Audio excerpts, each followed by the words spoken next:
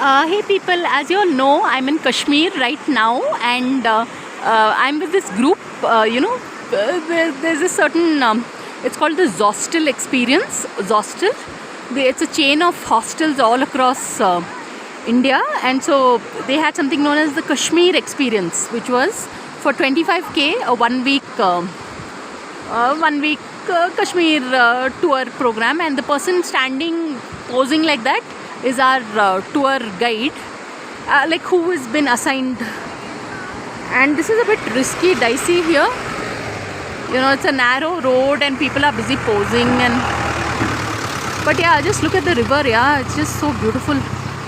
I mean, Kashmir is a place you should visit at least once in your life, I think. I mean, like, it's just beautiful. And yeah, so this is it. This is how it is. And it is just so nice, and it's like, yeah, so I'm so glad I'm here.